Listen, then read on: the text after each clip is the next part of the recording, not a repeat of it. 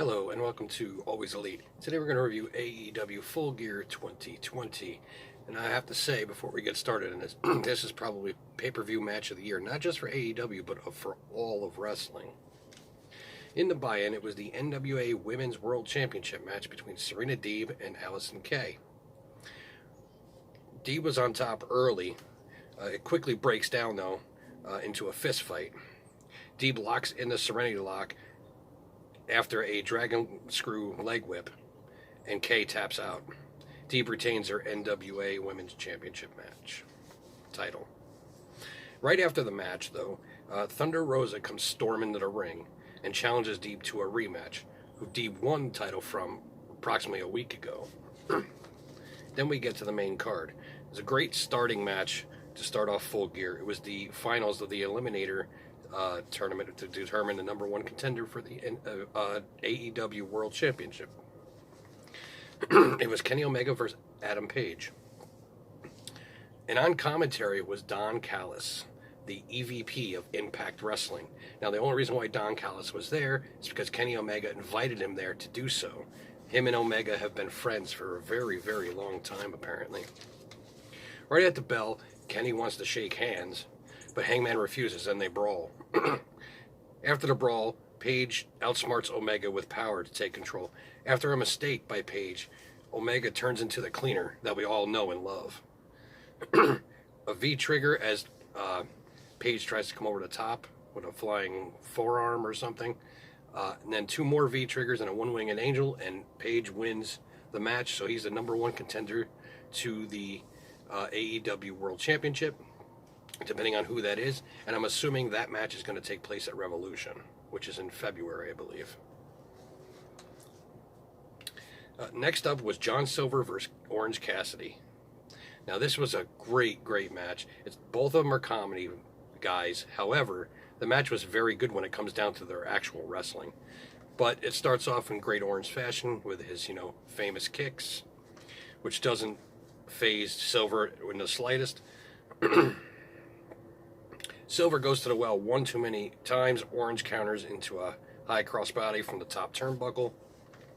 Silver misses with a discus lariat. Orange hits the orange punch and then a beach break to pin Silver for the win. Then we get the TNT Championship match. It's Cody versus Darby Allin. And Justin Roberts introduced Cody as Cody Rhodes. Yes, that's right. Cody won his copyright argument with WWE because I think they gave up, finally. So, Cody now has his full name as Cody Rhodes. After a good opening lockup, Darby had a hammerlock on Cody and tripped him. They gave him a hand, but he wouldn't take it. Cody threw Darby out of the ring on his left arm and appears to be hurting. Cody then focuses on that for the rest of the match. Cody was in control most of the match after that. He grinds down Darby with some good submission moves.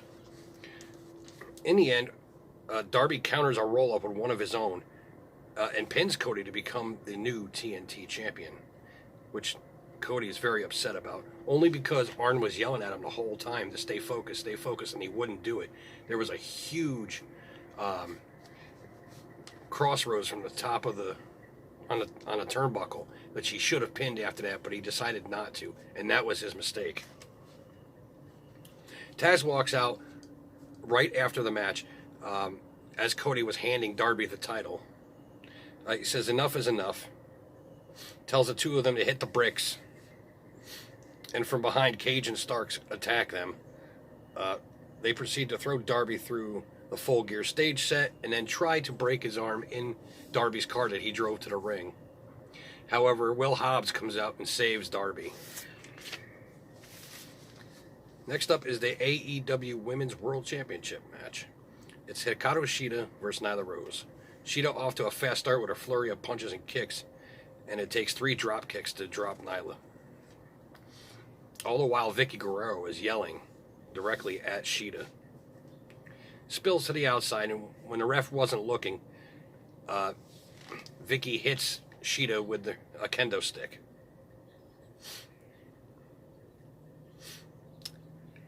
There was a bunch of brawling after that, but there was a Tamashii, and then 4 knee strikes, and Nyla retains her title. I'm sorry, Sheeta retains her title. After the match, Vicky slaps Sheeta, saying you're pathetic, which pisses Nyla, and which pisses Nyla off. Then it's the AEW Tag Team Championship match. It's FTR versus the Young Bucks. Now, if the Young Bucks lose this match, they say they will never face off for the Tag Team Championships again. FTR right away tries to injure Matt's leg again. But it doesn't work. FTR gets frustrated, and there's a big standoff in the middle of the ring. Basic punches and kicks for a good chunk of change there and during the match.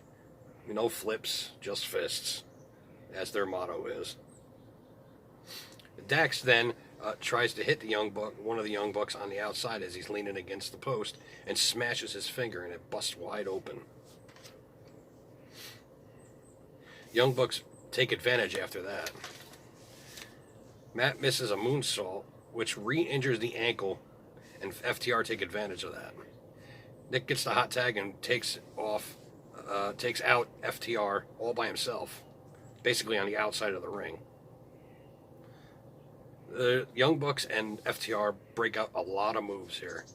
There was the Heart Attack, which is the Hart Foundation's finisher. There was, a Steiner Bulldog from the top. There was a Swan Tom, a Twist of Fate, a 3D. And no one gets a pin out of all of this, which doesn't make any sense. Then FDR pulls out a DIY special knee super kick combo in the middle of the ring. Some amazing match here. I mean, this match had everything. FTR with a mindbreaker, but Matt gets his foot on the ropes.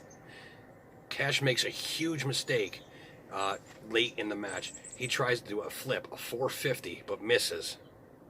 And then Matt with a super kick, and Young Bucks win the Tag Team Championships. Next up is the Elite Deletion match. This Matt Hardy versus Sammy Guevara. It takes place at the Hardy compound in Cameron, North Carolina. It's so weird. Sammy pulls up in his golf cart. It's got Spanish God written on the front of it. Runs over one of Maxwell's toys. And then Nero 1 shuts down his golf cart. And Matt tries to run him over with a monster truck, which is kind of odd. And the monster truck, I believe it said, where is it?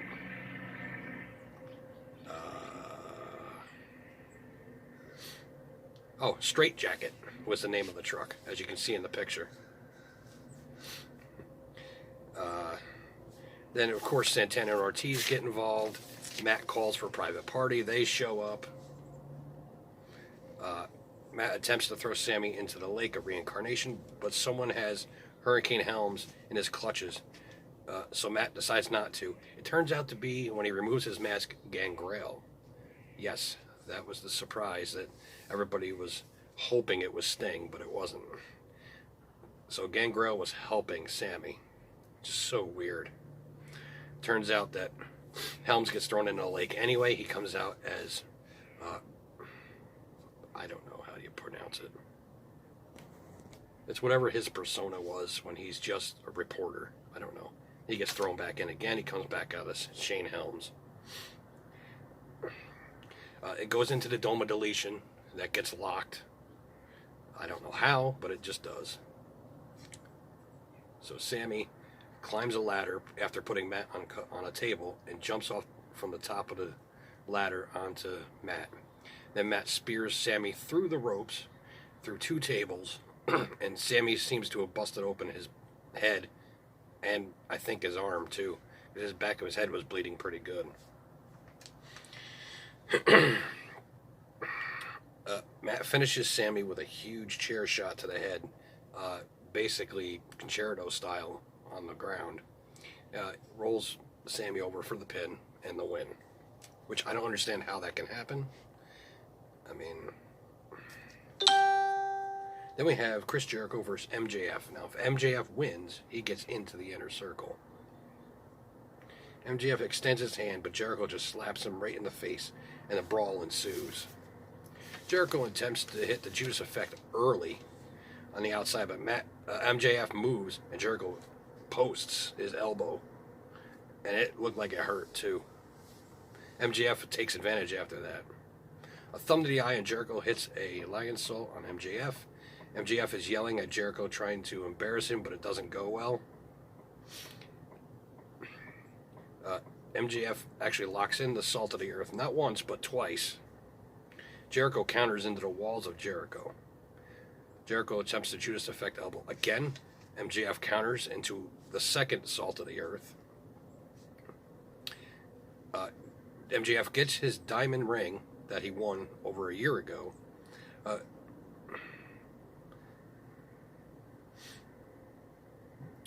Jake Hager then throws in the bat to Jericho as Wardlow's on the apron arguing with the referee. Then MJF just falls down, and Jericho's going to swing the bat. The ref turns around and sees Jericho with the bat and MJF laying on the ground.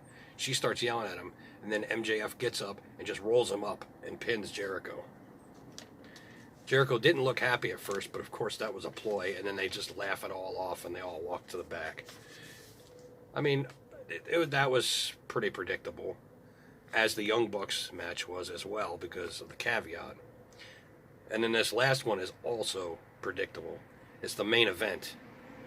It's Jon Moxley versus Eddie Kingston in an I Quit match for the AEW World Heavyweight Championship. Right out of the gate, it's a slugfest. It doesn't take long for it to spill to the outside. Eddie's first to break out all the tools and the hardware. 2 chairs. Moxley, though, grabs his barbed wire bat. Both are bleeding later in the match. Kingston takes a piece of the barbed wire and wraps it around his fist and starts beating Moxley with it. Kingston breaks out the tacks. Moxley gets slammed into them. Kingston then grabs a bottle of rubbing alcohol and pours it over the open wounds where the tacks were on Jon Moxley. It looked pretty sick. Moxley with a bulldog choke with the barbed wire around his arm. Kingston utters the words, "I quit." And Jon Moxley retains his AEW World Championship. So I guess now it will be Jon Moxley versus Kenny Omega, what I'm guessing is Revolution in February. Kenny appears on the ramp, and they're sitting there talking. Well, that's the end of the show. Let me know what your thoughts were on this.